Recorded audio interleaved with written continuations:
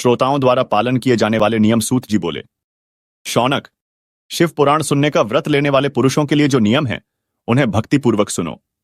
शिव पुराण की पुण्यमयी कथा नियम पूर्वक सुनने से बिना किसी विघ्न बाधा के उत्तम फल की प्राप्ति होती है। दीक्षा रहित मनुष्य को कथा सुनने का अधिकार नहीं है, अतः पहले वक्ता से दीक्षा ग्रहण करनी चाहिए। नियम पूर्वक कथा सुनने वाले मनुष्य को ब्रह्मचर्य का अच्छी तरह से पालन करना चाहिए। उसे भूमि पर सोना चाहिए, पत्तल में खाना चाहिए तथा कथा समाप्त होने पर ही अन्न ग्रहण करना चाहिए। समर्थ मनुष्य को शुद्ध भाव से शिव पुराण की कथा की समाप्ति तक उपवास रखना चाहिए और एक ही बार भोजन करना चाहिए। गरिष्ठ अन्न, दाल, जला अन्न, सेम, मसूर तथा बासी अन्न नहीं खाना चाहिए। वर्टिकल बार जिसने कथा का व्रत ले रखा हो उसे प्याज, लहसुन, हींग, गाजर, मादक वस्तु तथा आमिष कही जाने वाली वस्तुओं को त्याग देना चाहिए। ऐसा मनुष्य प्रतिदिन सत्य, शौच, दया, मौन, सरलता, विनय तथा हार्दिक उदारता आदि सद्गुणों को अपनाए तथा साधु संतों की निंदा का त्याग कर नियम पूर्वक कथा सुने। सकाम मनुष्य इस कथा के प्रभाव से अपनी अभीष्ट कामना प्राप्त करता है और निष्काम मोक्ष प्राप्त करता है। सभी स्त्री पुरुषों को विधि विधान से शिव पुराण की उत्तम कथा को सुनना चाहिए। महर्षि, शिव पुराण की समाप्ति पर श्रोताओं को भक्ति पूर्वक भगवान शिव की पूजा की तरह पुराण पुस्तक की पूजा भी करनी चाहिए तथा इसके पश्चात विधि पूर्वक वक्ता का भी पूजन करना चाहिए। पुस्तक को रखने के लिए नया और सुंदर बस्ता बनाएं। पुस्तक व वक्ता की पूजा के उपरांत वक्ता की सहायता हेतु बुलाए गए पंडित का भी सत्कार करना चाहिए। कथा में पधारे अन्य ब्राह्मणों को भी अन्न धन का दान दें। गीत, वाद्य और नृत्य से उत्सव को महान बनाएं। विरक्त मनुष्य को कथा समाप्ति पर गीता का पाठ करना चाहिए तथा गृहस्थ को श्रवण कर्म की शांति हेतु होम करना चाहिए। होम रुद्र संहिता के श्लोकों द्वारा अथवा गायत्री मंत्र के द्वारा करें। यदि हवन करने में असमर्थ हो तो भक्तिपूर्वक शिव सहस्त्र नाम का पाठ करें। कथा श्रवण संबंधी व्रत की पूर्णता के लिए शहद से बनी खीर का भोजन 11 ब्राह्मणों को कराकर उन्हें दक्षिणा दें। समृद्ध मनुष्य 3 तोले सोने का एक सुंदर सिंहासन बनाए और उसके ऊपर लिखी अथवा लिखाई हुई शिव पुराण की लिखी पोथी विधिपूर्वक स्थापित करें तथा पूजा करके दक्षिणा चढ़ाएं।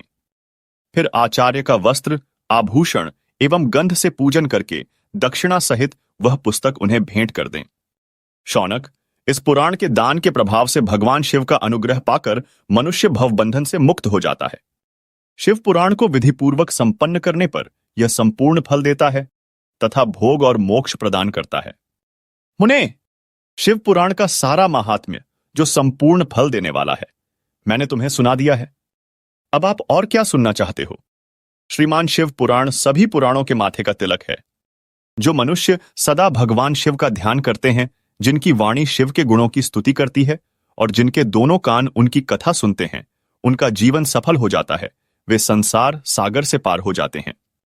ऐसे लोग इहलोक और परलोक में सदा सुखी रहते हैं। भगवान शिव के सच्चिदानंदमय स्वरूप का स्पर्श पाकर ही समस्त प्रकार के कष्टों का निवारण हो जाता है। उनकी महिमा जगत के बाहर और भीतर दोनों जगह विद्यमान है। उन अनंत आनंद रूप परम शिव की मैं शरण लेता हूं। शिव पुराण सुनने का व्रत और नियम। व्रत और दीक्षा। शिव पुराण सुनने का व्रत लेने वाले पुरुषों के लिए कुछ विशेष नियम हैं जिन्हें भक्तिपूर्वक पालन करना चाहिए। सबसे पहले दीक्षा ग्रहण करना अनिवार्य है। दीक्षा के बिना कथा सुनने का अधिकार नहीं होता है, इसलिए पहले वक्ता से दीक्षा प्राप्त करनी चाहिए। कथा सुनने के नियम। कथा सुनने वाले व्यक्ति को ब्रह्मचर्य का पालन करना चाहिए। उसे भूमि पर सोना, पत्तल में खाना और कथा समाप्त होने पर ही अन्न ग्रहण करना चाहिए। उपवास का पालन करना चाहिए और एक ही बार भोजन करना चाहिए। गरिष्ठ या बासी अन्न, दाल, मसूर, सेम, जला अन्न आदि का सेवन नहीं करना चाहिए। प्याज, लहसुन, हींग, गाजर, मादक वस्तुएं और आमिष, मांसाहारी भोजन का त्याग करना चाहिए। सद्गुणों जैसे सत्य, शौच, दया, मौन, सरलता, विनय और उदारता को अपनाना चाहिए और साधु संतों की निंदा से बचना चाहिए। कथा का प्रभाव। जो मनुष्य सकाम इच्छा पूर्ति होता है वह इस कथा के प्रभाव से अपनी इच्छित कामना प्राप्त करता है, और जो निष्काम मोक्ष की प्राप्ति होता है वह मोक्ष प्राप्त करता है।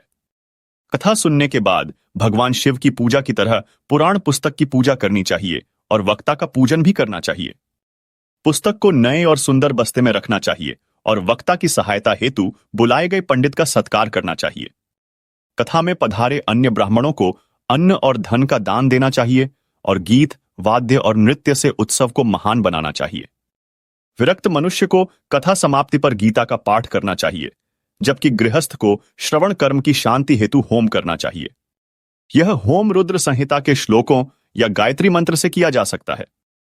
यदि हवन करने में असमर्थ हो तो शिव सहस्रनाम का पाठ करें। व्रत की पूर्णता। कथा श्रवण संबंधी व्रत की पूर्णता के लिए शहद से बनी खीर का भोजन 11 ब्राह्मणों को कराकर उन्हें दक्षिणा देनी चाहिए। समृद्ध मनुष्य को 3 तोले सोने का एक सुंदर सिंहासन बनाना चाहिए और उस पर शिव पुराण की लिखी पोथी विधिपूर्वक स्थापित करनी चाहिए। इस पूजा के बाद दक्षिणा चढ़ाकर वह पुस्तक आचार्य को भेंट करें। दान का प्रभाव। शिव पुराण का दान करने से भगवान शिव का अनुग्रह प्राप्त होता है और मनुष्य भवबंधन से मुक्त हो जाता है। इस दान के प्रभाव से वह भोग और मोक्ष दोनों प्राप्त करता है। शिव पुराण का महात्म्य। शिव पुराण सभी पुराणों का माथे का तिलक है। जो लोग सदा भगवान शिव का ध्यान करते हैं और जिनकी वाणी शिव के गुणों की स्तुति करती है, उनका जीवन सफल हो जाता है। वे व्यक्ति संसार सागर से पार हो जाते हैं और इहलोक और परलोक दोनों में सदा सुखी रहते हैं। भगवान शिव के सच्चिदानंदमय स्वरूप का स्पर्श पाकर ही सभी कष्टों का निवारण हो जाता है। उनकी महिमा संसार के भीतर और बाहर हर जगह विद्यमान है। निष्कर्ष।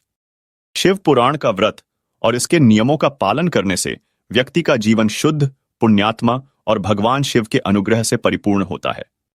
इसके माध्यम से वह न केवल संसार में सुखी रहता है, बल्कि मोक्ष की प्राप्ति भी करता है। यह शास्त्र भक्ति, तप और शुद्धता का अनुपम साधन है।